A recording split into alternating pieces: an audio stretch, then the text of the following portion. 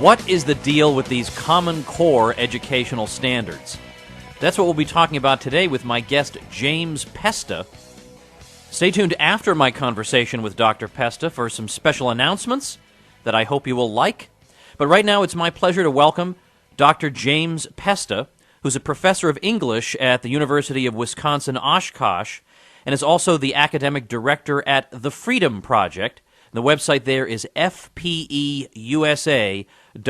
Dr. Pesta, welcome to the program. Thanks for having me, Tom. Let's start off with the basics. I want to ask you a few things right off the bat. I want to ask you to give us the basic dumb guy overview, short overview of what Common Core actually is. Then I want to know, when was it started and who was behind it? Let's do those separately. Let's just start off with having you tell us, in a nutshell, what Common Core is. Not why we should fear it, but just what it is. Common Core is a set of national standards, curriculum standards, right now for English and math, with subjects like science and history and social studies on the way. These standards are themselves oddly incomplete. They're just guidelines. The problem is that because this whole thing is being orchestrated at the federal level, that all the textbook companies have immediately created the curriculum to support those standards.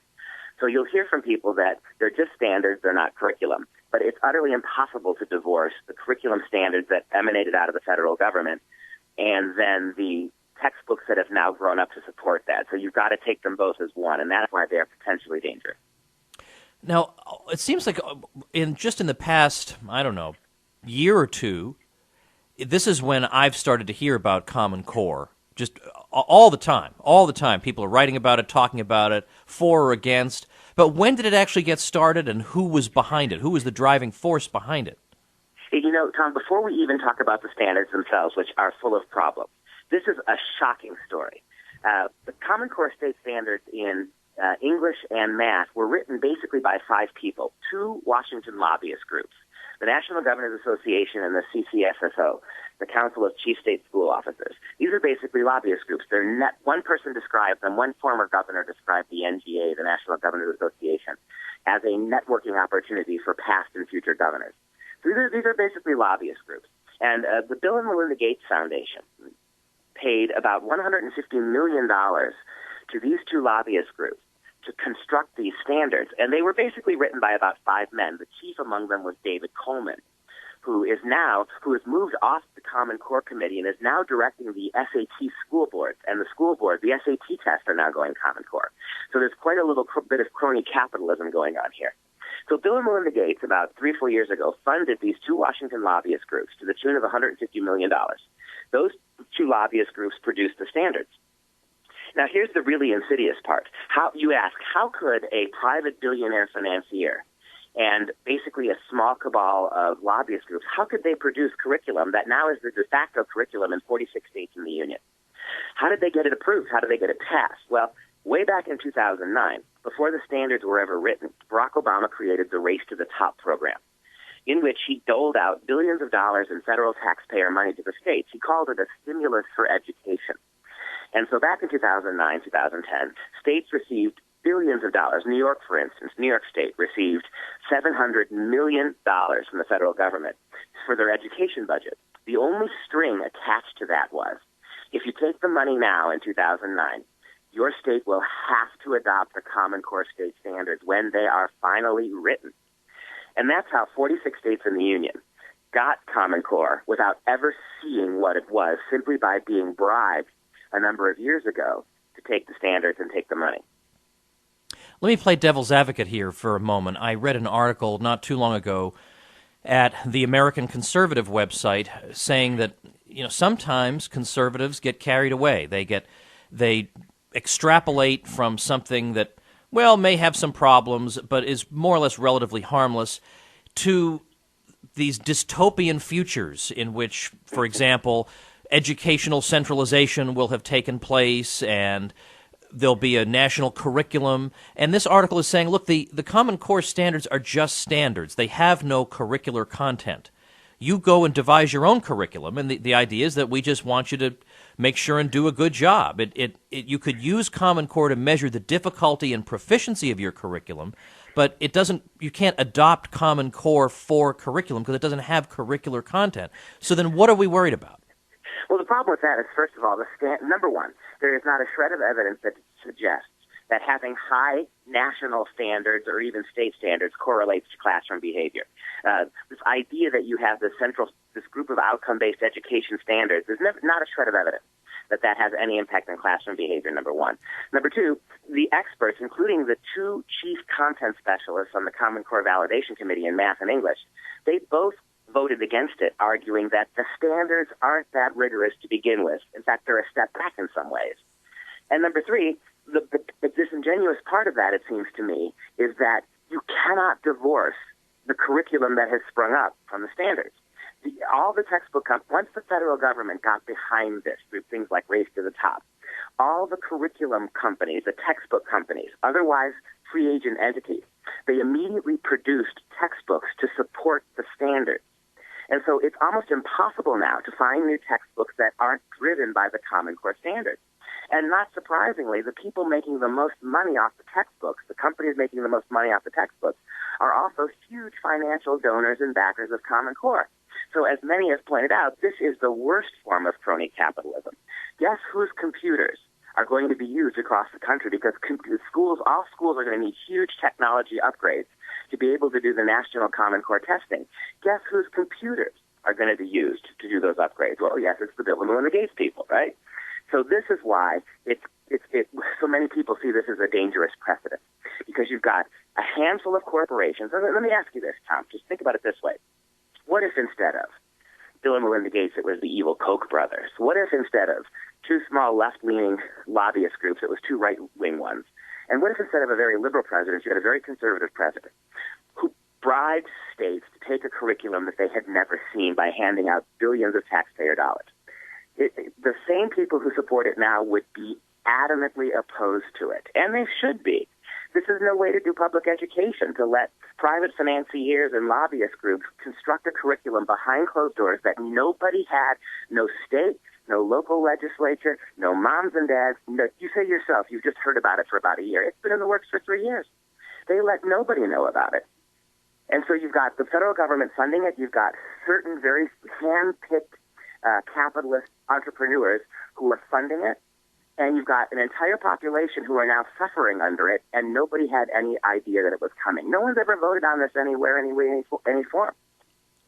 Now, you're a professor of English, so why don't we turn to that subject and tell us what kind of standards are being inserted for English, and what's the problem with them?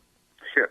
The English language arts standards, and we know this, a lot of this we know because, as I mentioned, after Common Core came up with the standard, they brought together a committee whose job it was to validate the standard, mostly activists, but there were two content specialists. There was one English language arts specialist, a professor, and there was one math specialist, a professor. Both refused to vote for them, arguing that these standards were going to set our kids back 2 to 4 years of what they're already behind compared to other high-achieving countries in the world. Sandy Stotsky, Professor Stotsky, the English professor, she made a very clear case, and we've seen the research now, that what Common Core English does is it lowers the overall level of reading in English class by 50% and elevates writing by 50%. The problem with this is kids are writing before they learn how to read. If you think about when you go to learn a foreign language, you don't start writing the language. You read it first. You get vocabulary and grammar and syntax down. They're asking kids to write before they're able to read. And the danger of this is that you're imprinting on kids don't know what they're writing about. Also, Common Core mandates that up to 50% of the literature, the stories that kids learn to read, that teach them about American history, about Western culture, 50% of the literature is removed from Common Core English classroom. And it is replaced with informational texts that the Common Core selected. These are called exemplar texts that the Common Core Committee said were Common Core approved. There's about 450 of them. Many of them are non-literary informational texts, and almost all of them are government pamphlets. Kids in 3rd and 4th and 5th and 7th grade now are going to be reading Environmental Protection Agency tracts. They're going to be reading arguments in favor of single-payer health care. They're going to be reading one ninth grade reading assignment is recommended levels of insulation, how to insulate buildings in English class. And the problem with these informational texts is they are completely politically one-sided. There is no balance. The vast majority of them imprint in kids' minds that America is destroying the planet through global warming. There is nothing that questions that worldview. They're reading executive orders from President Obama in English class, very tendentious ones with no sense of balance whatsoever. But on the other hand, couldn't somebody say it's not exactly as if only just now is leftism infiltrating the classroom? Like, you can see all across the country that kids are already reading crazy stuff, and even if you were confining them to traditional literary texts, I can cherry-pick particular texts in order to promote my worldview as well. I mean, think about people in the 1980s who probably were having kids read I, Rigoberta Menchú about Marxism in Guatemala, and then she turns out to be a total fake, we find out years later. Her brother wasn't killed. He was off at a prestigious private school. Like, the whole story was phony, and kids were indoctrinated with that. So if you want to indoctrinate kids, you're going to do it one way or another, Common Core or no. Am I right? I agree, but let me make a parallel argument to that.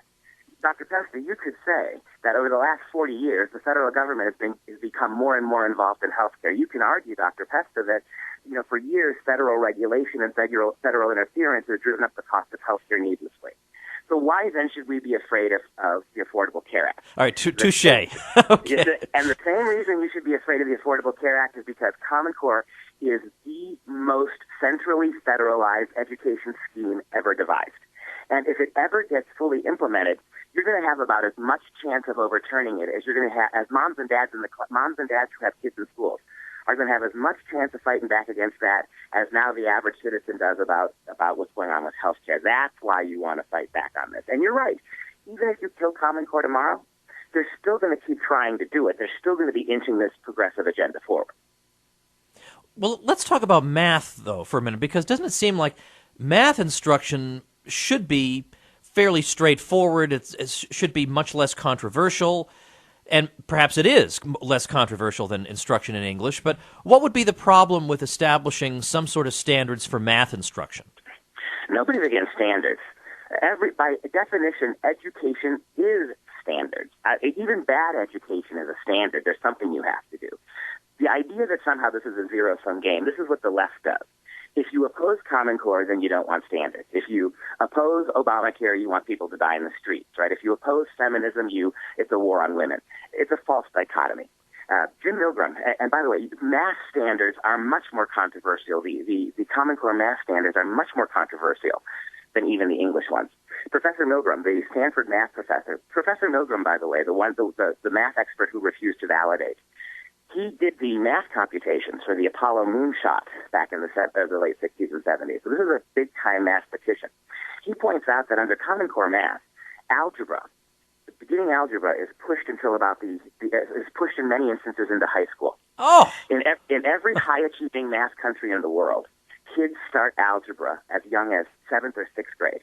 In American classrooms before Common Core, algebra was routinely put off till 8th grade. Now, it's not going to be until high school, which means that our kids will not be able to get calculus and higher math in high school. As Professor Milgram says, how in the world, where are your engineers and your doctors and your architects going to come from if this gets put in place? And one of the reasons why Common Core math is so frustrating is because they've invented a whole new, completely counterintuitive way to do math. Math should be simple and it should be obvious. The whole stacking math way that we used to do math, remember when you added and subtracted or multiplied and divided, you would put numbers in columns on top of each other and you'd go down the column and add them. All that now has been utterly displaced. Math is all about drawing now. And they're spending a lot of time in their math class writing about math rather than doing it. Right? And the preferred method of Common Core math is the so-called pair and share method, where teachers don't teach math to kids. They put kids in little groups of 2 and 3. They give them problems. And the purpose of the assignment is not to get the right answer. The purpose of the assignment is to come to consensus in your group as to what you think the right answer is. what about the counter argument that what we're trying to do in Common Core is to get the kids to understand the math, not just to teach them some kind of rote mechanism for doing it, but to understand why that mechanism works, what the logic of it is. Now, I'm playing devil's advocate here because my own thinking on this is that when I've looked at what little of it I've seen, their alternative is not intuitive at all. And secondly, for most people, because most people hate math. As a former math major, every time I would tell people I was a math major, people would hold up, a crucifix and step away. So I know most people hate math. What most people can aspire to is precisely just being able to do the calculations. And I would love for them to understand why the quadratic formula is such and such. Like, I'd love for them to understand the derivation of the quadratic formula. I'd love for them to understand this. But I think that's too ambitious for most people. And I mean, I realize now I'm sounding like exactly the type of evil guy with horns on his head that Common Core wants to banish from society, but I'm just being realistic. No, you're absolutely right. You can't rewrite human nature and you can't rewrite brain chemistry. The bottom line is that most kids need to know how to do math. All of this philosophy of math, all of this writing about math, it's counterproductive. To give you an example, I'm the opposite of you. I'm an English professor. It's because I was so lousy at math. And for me, I would have liked Common Core. I was always behind in math. I would have loved it because if you asked me to spend a lot of time in math class sitting in a group of other kids, I'm always going to default to the one who knows. I'm not going to learn math. I'm going to default to the one in my group who knows it. And if you allow me to spend math class drawing circles and cubes and squares and all this absolutely arcane nonsense that you have to do to come up with numbers in Common Core, I'd have loved that too. But what would you have been doing if you had done that, if you had catered to me? What would have happened to the kids who really could do math? Bottom line is, as you know, Tom, most kids aren't going to be excellent in math. So what we're doing in Common Core, and that's where the common comes in Common Core, rather than encourage and provide a circumstance where those kids who really can excel have an opportunity to do it, we are pulling those kids down so that there's a basic low standard of math that everyone feels comfortable with. In other words, we want kids to feel comfortable with math. We don't necessarily want to reward or single out those kids who could really do it. Now, in our final moments, I want you to, even though I know you talk about this at great length all over the country, and there's so much more that can be said, I want you to sum up. At the beginning, we summed up what the thing was all about and the sort of the questionable motives of the people who were involved, and I think that was you gave us a useful thought experiment, thinking in terms of how people would think about Common Core if other people had been behind it. But now give me the summary version of why people should be concerned. Is it primarily because this could lead to a national curriculum, or is it other reasons? What's the quick soundbite kind of case against Common Core? The simple soundbite case is this. When you boil it down, it's not about education. Education is about teaching kids in ways that work. I've given you examples, and if we had 3 hours, I could give you 3 hours more. This is not about education. If you have to say what Common Core is about in one word, it's about statism. It's about convincing kids that they belong to the government, not the parents. Why are we doing these arcane math assignments, Tom? It's because I've got CPAs and doctors who can't help their kids with 5th grade math in Wisconsin. It's not because they don't understand the math, but you're creating a culture where only the schools and only this curriculum knows how to teach your kids. Why are they reading government pamphlets? Why are they reading propaganda about the environment in their classes now? It's because the primary premise of Common Core, when you boil it right down, is that the state owns your kids, not you. And we all should be very worried about that. Well, what can people do, and how can they learn more about this? Well, there's lots of ways. There's so much stuff on the Internet now. And I should point out to you, Tom, and your readers, that this is not just a right-wing or a conservative issue. Just a couple weeks ago, the New York State Teachers Union, one of the most liberal, largest teachers unions in the country, voted to rescind Common Core. The National Education Association, one of the big liberal teacher group nationally, they voted, they called Common Core completely botched, needs to be scrapped and started over. This is a huge problem now. There's all sorts of information out there that they can find.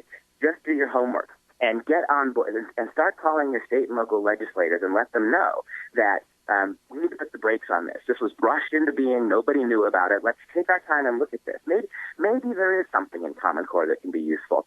But look at the Byzantine, the arcane way it was put into place in our schools. Nobody knew about it. That can't be a good thing. We've got to put the halt on this and actually create standards state by state that are going to work for our kids. Before I let you go, can you explain to me why those groups would be against Common Core? I mean, probably for reasons that aren't the central ones, but I'm curious. Well, there were a number of states, including New York as a classic example, where Common Core was rolled out early. So in Alabama, in my state of Wisconsin, we're just getting started with Common Core. In fact, in Wisconsin, I'm sure it's probably true in Alabama, we haven't even had our first national Common Core test yet. But in states like New York, where they've had it for 2 years, they've done 2 full years of testing. Percentile scores in math and English in New York dropped from the 79th percentile all the way down to the 39th. This is causing havoc. You have a 2 years worth of experience in places like New York that shows just how unworkable the math is, how political the English is, how impossible for kids at young ages in particular to adopt, to think that was the way that Common Core asked them to. And then you've got the hideous test scores. That's why even very liberal administrators, liberal organizations in states where they've had it are trying desperately to back out now. Well, Dr. Pesta, I appreciate your time today. This is as I say, this is a topic I've gotten a lot of requests from people to talk about, and we got an inquiry saying, well, how about having Dr. Pesta? So I thought, well, okay. I looked and I thought, I can't think of anybody who's been doing more work on this.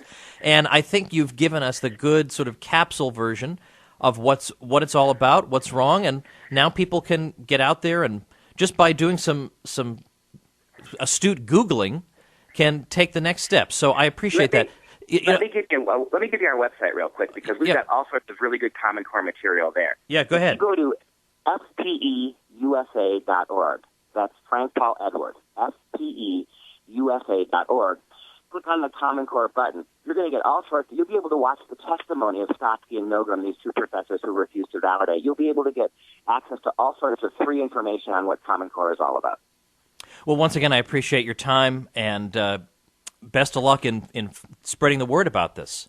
Thank you. We'll stay on it, and if any of your readers have any questions, they can go to our website, and we do speaking tours, too. Somebody wants us to come down to Alabama. We've been in 25 states. We'll glad to come down and talk to the people of Alabama in about an hour and a half presentation about what the dangers are. All right, thanks again. Thank you. All right, everybody.